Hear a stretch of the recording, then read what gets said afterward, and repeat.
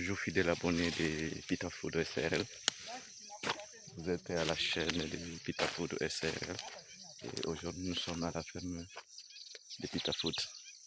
Nous sommes ici venus voir notre terrain expérimental de maïs. Et en fait, c'est à Monson. Et nous sommes en train de transiter sur l'agriculture sans brebis. Mais ici, on laboure quand même. On ne brille pas. On n'est pas en Europe ici. Ici, on laboure, mais on ne brille pas. Donc pour une petite présentation de la ferme, nous sommes dans 5 hectares déjà, 5 hectares de terrain où nous avions monté la ferme de zéro. On n'a rien trouvé, on a trouvé la forêt. Donc la forêt c'était comme ça, comme je le voisais là-bas. Mon voisin c'est là-bas, on a trouvé la forêt, c'était vraiment fermé complètement. Et nous on est venu enlever tout ce qui est arbre, tout ce qui est palmier à huile, tout ce qui est obstacle. Et on a commencé à faire niveler les terrains pour que les terrains soient un terrain acceptable pour la mécanisation agricole. Et je présente rapidement la ferme. C'est la ferme Pitafama et de la société Pitafood SRL. Nous sommes dans 5 hectares, nous sommes en polyculture et élevage. Et en polyculture, nous faisons des rotations maïs, soja et les couverts végétales pour restaurer un peu la fertilité sur nos sols.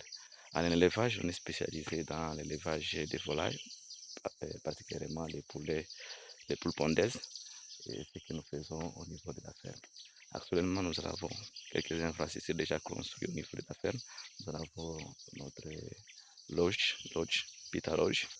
Voilà, là je parlais de la maison qui est déjà terminée. C'est notre maison de logement.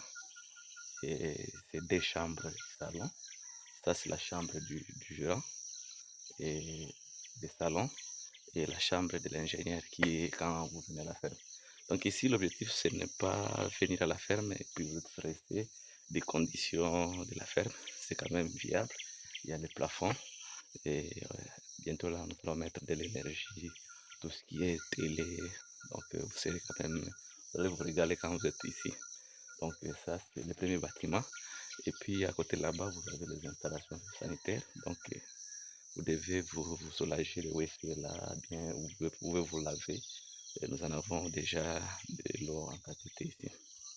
Oui, en fait, le second bâtiment, c'est le bâtiment on appelle l'hangar.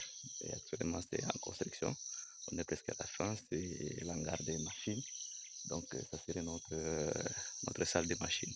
Donc, c'est ici où on va faire tout ce qui est mécanisation agricole.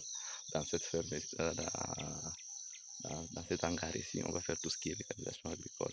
Là, vous avez d'abord des rizeries, des moulins, il y a des motoculteurs qui a déjà son air qui est déjà en action.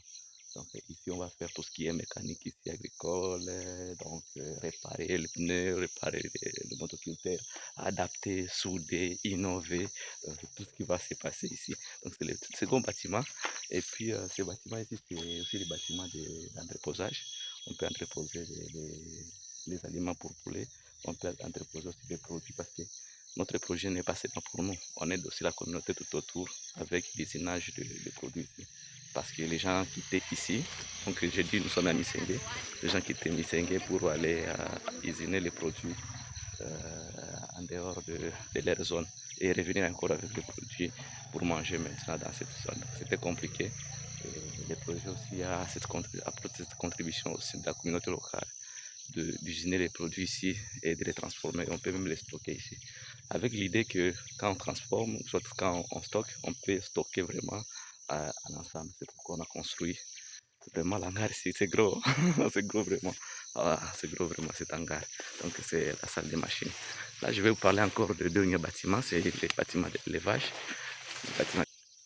Voilà le tout dernier bâtiment, c'est les bâtiments d'élevage. C'est là où on va faire l'élevage des poules pondaises. C'est vraiment un bâtiment raisonné. C'est bien aéré parce que nous sommes en zone tropicale. Et là, vous voyez en haut là-bas, je ne sais pas si on peut se rapprocher.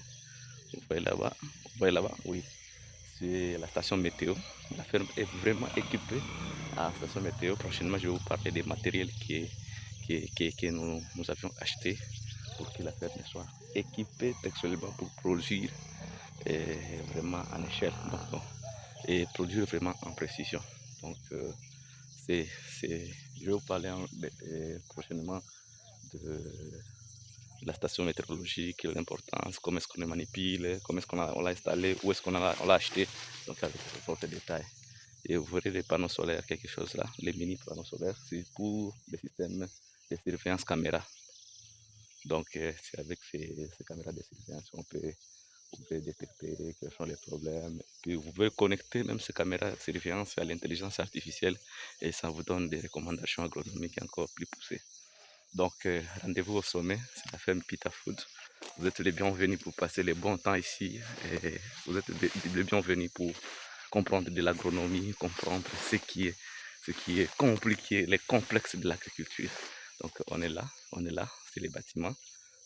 Voilà, on est là, on est là. Ok, merci beaucoup. Rendez-vous au sommet et continuez toujours à vous abonner.